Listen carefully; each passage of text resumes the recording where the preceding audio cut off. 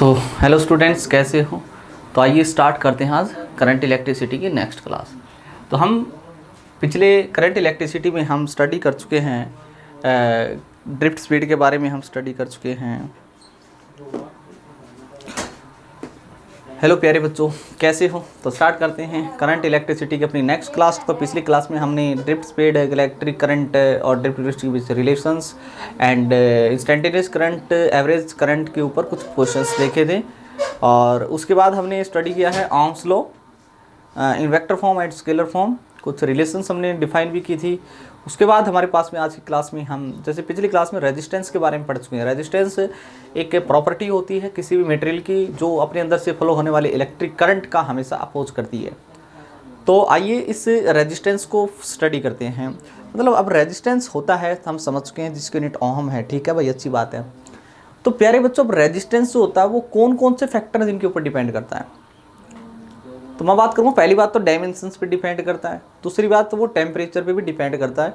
खैर, temperature dependence जो हम रेजिस्टेंस पढ़ेंगे वो नेक्स्ट क्लास में पढ़ेंगे। आज हमारा एक ही टॉपिक रहेगा और उसके ऊपर बेस्ड प्रॉब्लम्स रहेंगी, और वो है प्यारे बच्चों रेजिस्टेंस डिपेंड्स अपॉन, यानी कि फैक्टर्स। हमें वो फैक्टर्स देखने हैं प्यारे बच्चों on which resistance of a conductor depends। ठीक है ना। मतलब क्या है आपके पास में कि हमें वो फैक्टर्स देखने हैं जिसके ऊपर किसी भी कंडक्टर का रेजिस्टेंस डिपेंड करता है। अभी भी मैं एक बात बता रहा हूं आपको कि मैं अभी भी इस केस में भी जो आपका टेम्परेचर है उसको कांस्टेंट ले रहा हूं। टेम्परेचर आपका कांस्टेंट है अभी भी, ठीक है ना। प्रेशर भी कांस्टेंट है। अब डायमेंशन की बात करते हैं सबसे पहले। तो रेजिस्टेंस वैसे तो मैं आपको बताता हूं किस किस फैक्टर पे डिपेंड करता है। सबसे पहली बात करते हैं कि रेजिस्टेंस ऑफ ए कंडक्टर। मान लो आपके पास एक वायर है और इस वायर की लेंथ L है और इसका ये क्रॉस सेक्शनल एरिया मान लेता हूं A। तो पहली बात तो ये आई हमारे पास में कि जो रेजिस्टेंस है इस वायर का is directly proportional to length of the conductor. This is the first equation. भाई लेंथ के डायरेक्टली प्रोपोर्शनल होगा रेजिस्टेंस। जितनी ज़्यादा लेंथ होगी उसका रेजिस्टेंस उतना ही ज़्यादा होगा। दूसरा, हमारे पास में रेजिस्टेंस जो है is inversely proportional to cross sectional area. मतलब क्रॉस सेक्शनल एरिया जितना कम होगा रेजिस्टेंस उतना ही ज़्यादा होगा, और एरिया जितना ज़्यादा होगा रेजिस्टेंस उसका कम होगा। मतलब थिक वायर लेंगे तो रेजिस्टेंस उसका कम होगा, और जितना थिन लेंगे उसका रेजिस्टेंस उतना ही ज़्यादा होगा। क्लियर। फ्यूज वायर जो होता है वो थिन क्यों बनाया जाता है, पतला क्यों बनाया जाता है, ताकि उसका रेजिस्टेंस ज़्यादा हो, रेजिस्टेंस ज़्यादा। तो दूसरी फैक्टर्स हमें ये मिला। तीसरा फैक्टर कौन सा है, वो है टेम्परेचर। अगर ये कंडक्टर है तो कंडक्टर का जो रेजिस्टेंस है is directly proportional to temperature होता है। टेम्परेचर पे डिपेंड करता है। मतलब अगर आप टेम्परेचर को इंक्रीज करोगे तो resistance of the conductor also increase.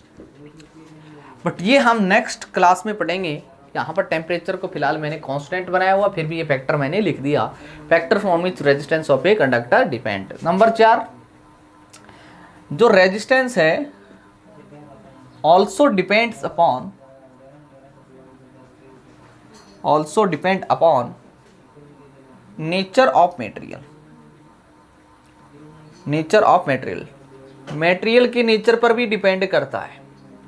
हो सकता है आपका जो कंडक्टर प्योर ना हो, आपने कुछ इम्प्योरिटी मिलाई हो, उसमें इम्प्योरिटी मिलाई तो उसकी डेंसिटी कम है, यानी कि डोपिंग उसको बोलते हैं। डोपिंग कम है, ज़्यादा है, उसके ऊपर भी डिपेंड खैर करता है। स्टेट कैसी है कंडक्टर की, ठीक है ना। इस पर ये सारे फैक्टर से डिपेंड करता है रेजिस्टेंस।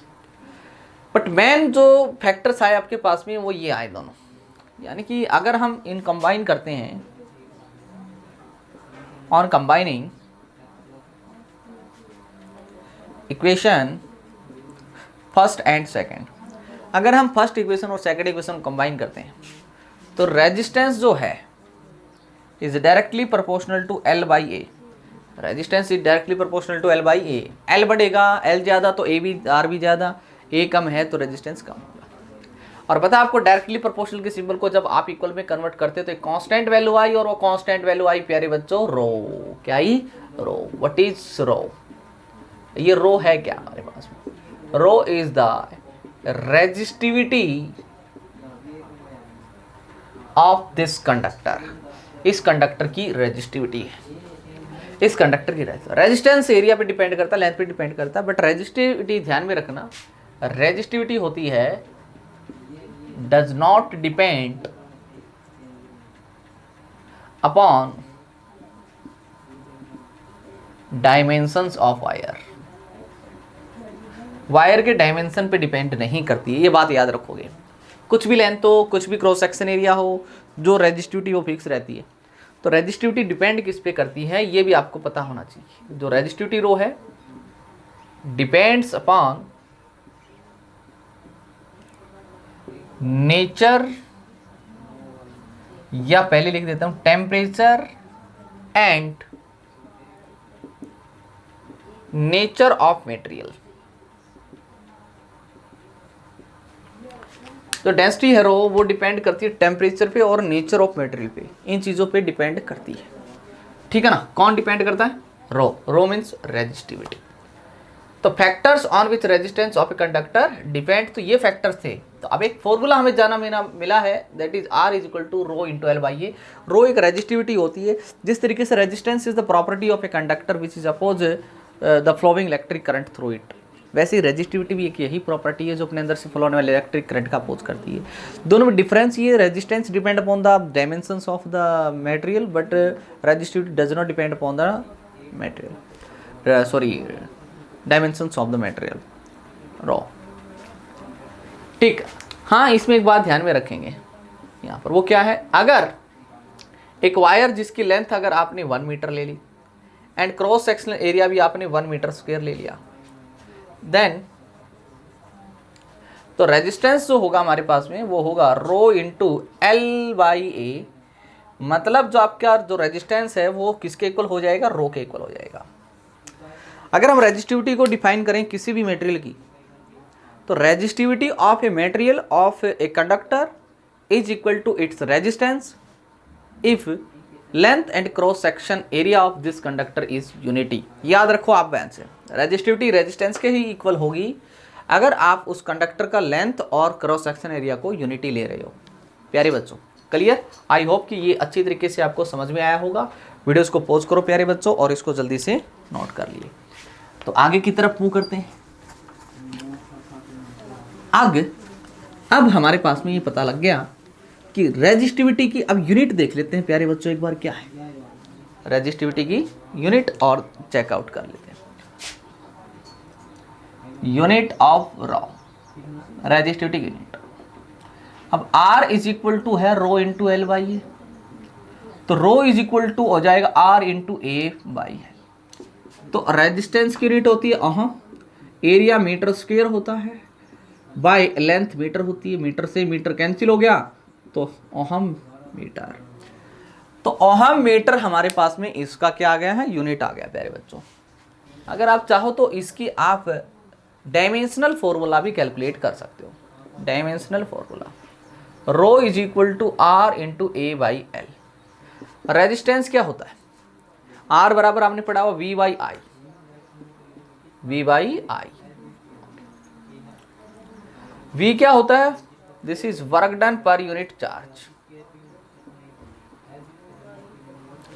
क्लियर है प्यारे प्यारे बच्चों? क्लियर?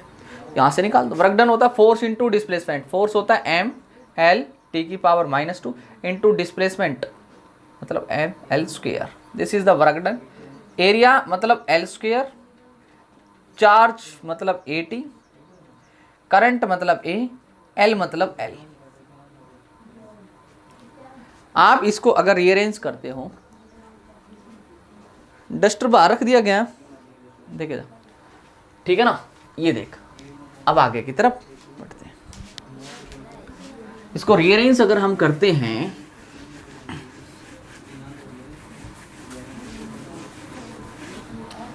अगर हमने इसको रीअरेंज कर दिया तो देखिए आ जाए एम एल स्क्वेयर और एल स्क्वेयर एल की पावर 4, एल को ऊपर ले जाओ एल पर -1, यानी कि एल क्यूब बचेगा। एम एल क्यूब, टी को ऊपर ले जाओ टी पर -1 और -2 टी पर -3 हो जाएगा। ए और ए स्क्वायर हो जाएगा, ए स्क्वायर को ऊपर ले जाओगे तो ए की पावर -2 हो जाएगा। This is the dimensional formula of rho, मतलब रेजिस्टिविटी का ये डायमेंशनल फॉर्मूला हो जाएगा प्यारे बच्चों। क्या मेरी बात क्लियर है? तो हमने देखा आज रेजिस्टिविटी को देखा है, मतलब वो फैक्टर देखे हमने जिसके ऊपर रेजिस्टेंस डिपेंड करता है। रेजिस्टिविटी किसी मेटेरियल की कांस्टेंट होती है, वो दो ही बातों पर डिपेंड करती है। कई बार क्वेश्चन पूछ लेता है, मान लो एक वायर है जिसकी लेंथ 1 मीटर थी और उसकी रेजिस्टिविटी रो थी, और उस वायर को कट कर दिया मैंने, उसके दो पार्ट कर दिए, तो एक पार्ट जिसकी लेंथ 1/2 मीटर, उसकी रेजिस्टिविटी कितनी होगी? तो रो/2 होगी, रो होगी या 2 रो होगी? तो रो ही रहेगी। रेजिस्टिविटी डिपेंड नहीं करती है क्रॉस सेक्शन एरिया पे या लेंथ पे, डायमेंशन पे डिपेंड नहीं करती है, टेम्परेचर और नेचर ऑफ मेटल पे ही डिपेंड करती है प्यारे बच्चों। खैर आइए हमारे पास में हम आपको समझाते हैं। जैसे कुछ प्रॉब्लम ले लेता हूँ मैं यहाँ पर। मैंने क्या लिया कि मान लो मेरे पास में ऐसा एक वायर है, ऐसा ले लेते हैं, चलो ये वायर, ओके। इस वायर की लेंथ L है और ये जो ब्रेथ आपके पास में ये B दे रखी है और ये हाइट H आपको दे रखी है।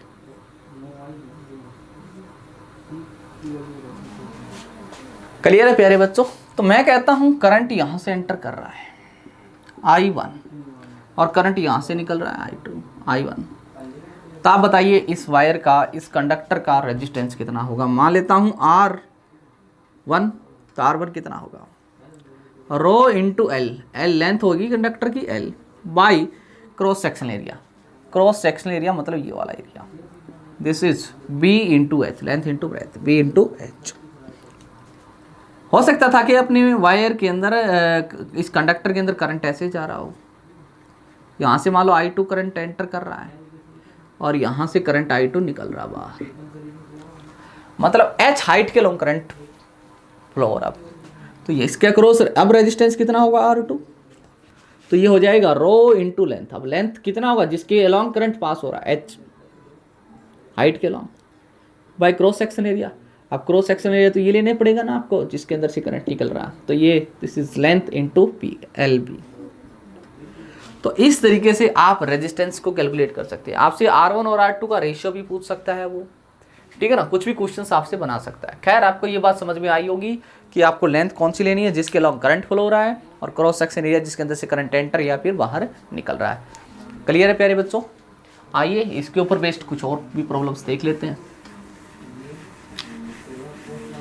बिल्कुल पॉपुलर एग्जाम्पल है हमारे पास में, हर क्लास के अंदर आपको मिलेगा। ये एक सिलेंड्रिकल वायर आपके पास ये,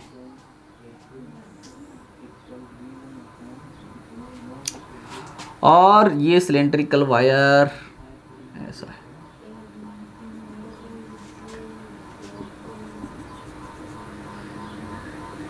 मेरा कहने का मतलब क्या है, ये पोर्शन जो है सॉलिड है, ये वाला जो पोर्शन आपको दिखाई दे रहा है सॉलिड। अगर इसका ये क्रॉस सेक्शन व्यू देखा जाए तो ऐसा है,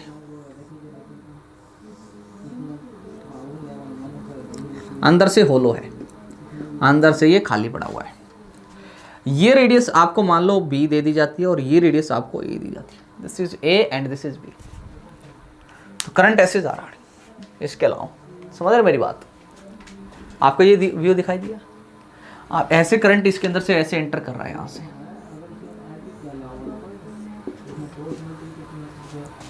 ठीक है, यहाँ से करंट एंटर कर रहा है और इस एरिया के अंदर से निकल रहा है। अंदर से तो होलो है ना, यानी कि जो सिलेंडर बना हुआ उसकी मोटाई है, एक परत है, बीच में से होलो है, L लेंथ है इसकी। तो what is its resistance? Resistance बराबर rho into L by A। Is the cross section area, और आपको ये पूरा एरिया नहीं चाहिए, आपको सिर्फ ये एरिया चाहिए जो मैंने शेडेड किया हुआ है। तो पहले क्या करते हैं, पूरा एरिया निकाल लेते हैं, that is pi into radius square pi B square. इसमें से अंदर वाला एरिया सब्ट्रैक्ट कर देंगे, pi into A square, means area आया pi into B square minus A square. This is the resistance of this conductor, this is the resistance of this conductor. प्यारे बच्चों, I hope कि आपको ये अच्छी तरीके से समझ में आया होगा। This is the resistance of this conductor. Length के ऊपर डिपेंड करता है, यानी कि डायमेंशंस के ऊपर। अभी टेम्परेचर को मैं कांस्टेंट बनाया हूँ, टेम्परेचर मैंने इन्वॉल्व नहीं किया अभी तक, ठीक है। चलो, सेम वैरायटी में ऐसा भी क्वेश्चन हो सकता था। देखिए मैं कैसे बताता हूँ, वीडियो को पॉज करके नोट जरूर कर ले प्यारे बच्चों।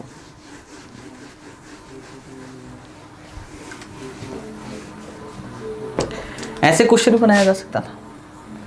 ये जो वायर था आपका, सेम वायर जो पिछला जो क्वेश्चन मैंने लिया था वैसा ही वायर है मेरे पास में, ठीक है। What is this? This is the axis of cylindrical wire. ये पोर्शन अभी भी सॉलिड है, अंदर से होलो है, ये होलो है, ये होलो पोर्शन है, ये सॉलिड पोर्शन है इसके चारों तरफ। मान लो करंट ऐसे निकल रहा था, ऐसे करंट,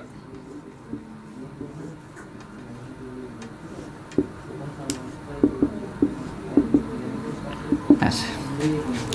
आप ऐसा सोचो, ये ऐसा सिलेंड्रिकल एक वायर है, ठीक है ना, ये मोटाई है उसकी इतनी, ठीक है। दिस मोटाई इज बी माइनस ए, और एक्सिस में से ऐसे नॉर्मली करंट बाहर निकल रहा है ऐसे,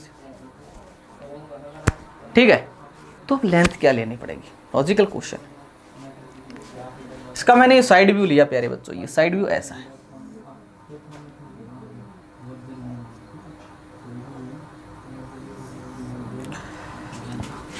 देखिए मैं यहां से करंट ऐसे निकल रहा है, क्यों क्यों क्यों? ये करंट निकल रहा है बाहर की तरफ, आउट का, है ना। ये आपका सिलेंडर ऐसे है ना, ऐसे एक्सिस करंट ऐसे निकल रहा है। तो इसकी क्या लेंथ होगी, क्या क्रॉस सेक्शन एरिया? देखिए आप यहां से यहां पर हो तो एरिया कुछ है, आगे जाओगे एरिया वेरिएबल है यहां पर लेंथ। तो हमने क्या किया, सबसे पहले ध्यान से देखें, यहां से मैंने क्या किया कि यहां से x दूरी पर जाके, यहां से x दूरी पर जाके dx मोटाई की एक छोटी सी स्ट्रिप कट कर ली। आप सोचिए कैसी स्ट्रिप होगी, से बोलो सिलेंड्रिकल, ऐसी होगी ना, सिलेंड्रिकल होगी कि नहीं होगी? छोटी स्ट्रिप कट कर ली यहां से, कहां पर जाके, x पर जाके, ठीक है ना। एक स्ट्रिप कट की है मैंने ऐसे, इसके अंदर से करंट पास हो रहा है। तो आप बताइए resistance through this small strip, इस स्ट्रिप के थ्रू छोटा सा रेजिस्टेंस dr कितना होगा? तो dr की वैल्यू जो होगी हमारे पास में वो होगी रो इंटू लेंथ। लेंथ कितनी है? कितनी मोटाई के अंदर से करंट पास हो रहा है? x पे जाके dx मोटाई, तो rho into dx by cross section area. कितने एरिया में से निकल रही है? ये सिलेंड्रिकल स्ट्रिप मानी है ऐसे, तो अंदर वाला सरफेस एरिया कितना? Curved surface 2 pi r h, 2 pi r मतलब इसकी रेडियस x इंटू एच, मतलब इस जो भी लेंथ है अपने पास में वायर की, जो लेंथ है मान लो आपने, ठीक है ना। ये हो गया हमारे पास में। तो आप इसके बाद एक छोटी स्ट्रिप और मानोगे आगे, तो इंटीग्रेट करोगे तो नेट रेजिस्टेंस हो जाएगा। और आपको पता है ये जितनी भी स्ट्रिप होंगी, एक स्ट्रिप ये कट की, उसके बाद एक छोटी सी आगे स्ट्रिप कट करेंगे, उसके तो सारी स्ट्रिप सीरीज में है, और सीरीज में रेजिस्टेंस डायरेक्ट जोड़ दिया जाता है, तो नेट रेजिस्टेंस ऐसे आ जाएगा। तो R, और लिमिट कहाँ से कहाँ होगी इसकी? 0 to R, 0 to R, मतलब 0 to R नहीं है यहाँ पर, 0 से मैं सॉरी मेटेरियल कहाँ से कहाँ है, ये इसकी रेडियस A थी और ये B, तो A से B लिमिट हो जाएगी, A से B। तो resistance R equal to rho constant value बाहर, 2 पाई भी कांस्टेंट बाहर, L भी कांस्टेंट, तो 1/x का इंटीग्रेशन बचेगा with respect to x, limit है A से B। तो रेजिस्टेंस R की वैल्यू जो आएगी हमारे पास में वो आई प्यारे बच्चों rho into 2 pi L, 1/x का इंटीग्रेशन होता है log x, लिमिट है फ्रॉम A से B। तो upper limit minus lower limit put करोगे तो रेजिस्टेंस आ जाएगा अपने पास में rho by 2 pi L into log of upper limit minus log of lower limit. और ये फॉर्मूला हमारे पास में log m minus log n का log m by n मतलब log b by a.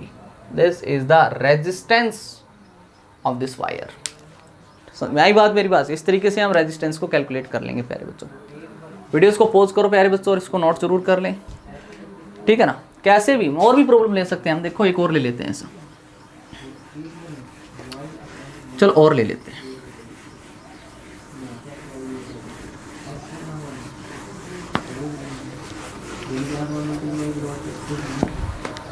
और प्रॉब्लम ले लेते हैं प्यारे बच्चों ऐसा ही.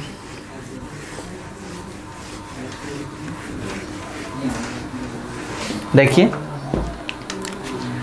अब की बार मैं ऐसा बोल सकता हूं, स्फीयर ले लेते हैं ऐसा. मान लो ये सिलेंडर नहीं है, एक स्फीयर है. ये सॉलिड पोर्शन है, बिल्कुल ये सॉलिड पोर्शन है.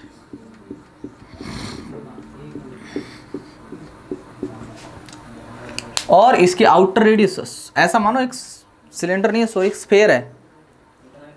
बीच में उसके बिल्कुल एक कैविटी है स्फेरिकल, उसकी रेडियस a मान ली जाती है और ये रेडियस आपकी b है. तो आपको फिर से ऐसा मानो कि करंट यहाँ से निकल रहा है, बिल्कुल सेंटर से. करंट ऐसे निकलेगा, टिंग टिंग ऐसे निकल के जाएगा, ऐसे बाहर की तरफ निकलेगा. तो फिर से वही मैंने यहाँ से x दूरी पर जाके dx मोटाई की एक छोटी सी स्ट्रिप कट कर लेते हैं. इस स्ट्रिप में से ऐसे करंट निकल रहा है, तो इसका छोटा सा रेजिस्टेंस dr, छोटा सा रेजिस्टेंस हम निकाल लेते हैं dr. तो dr की वैल्यू कितनी हो जाएगी? रो इंटू एल. एल की वैल्यू है dx by length, dx by area. Area कितना हो जाएगा आपकी बार इसका बोलो? 4πx square. 4πx square spherical strip है ना ऐसे. अब टोटल चाहिए तो integration on both side. dr का इंटीग्रेशन r हो गया, रो बाई 4π कांस्टेंट वैल्यू है, इंटीग्रेशन ऑफ 1/x स्क्वायर. इसको आप ऐसा भी लिख सकते हो x की पावर -2 dx. लिमिट कहाँ से कहाँ? a से b. तो आपके पास प्यारे बच्चों रो बाई 4π, इसका इंटीग्रेशन एक पावर ऐड कर दो तो -1 हो जाएगा. -1 अरे +1 करोगे तो यही होगा ना, लिमिट a से b. माइनस साइन को चाहो तो बाहर ले सकते हो आप. तो रेजिस्टेंस की वैल्यू आ जाएगी -rho by 4π into 1/x. Limit है a से b. एक सर -1 को नहीं चलेंगे तो पुट करो -rho by 4π upper limit 1/b minus 1/a. Minus को चाहो तो अंदर लेके जा सकते हो. तो आपका जो रेजिस्टेंस आया वो आया rho by 4π into 1/a minus 1/b. This is the resistance of this wire. ठीक है ना. तो मतलब ऐसे फैक्टर्स आप सोल्व कर सकते हो, इसमें कोई खास बात नहीं है प्यारे बच्चों. वीडियोस को पॉज करके एग्जांपल को नोट करना चाहो तो कर सकते हो. नेक्स्ट अब देखिए आपके पास में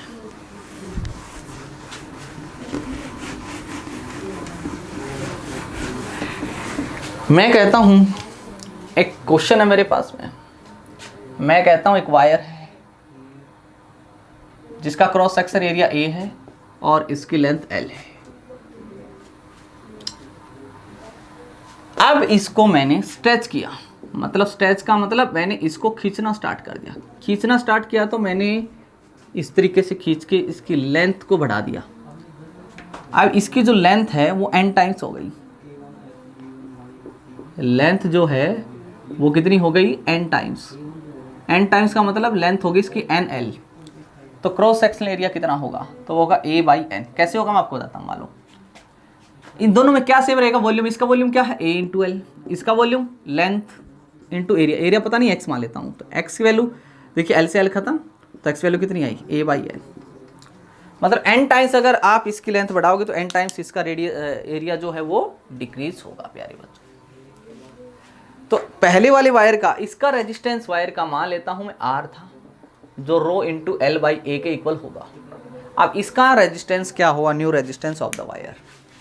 तो इसका नया रेजिस्टेंस r डैश मान लिया गया. रो रेजिस्टिविटी तो दोनों सेम रहेगी, length N L by cross section A by N.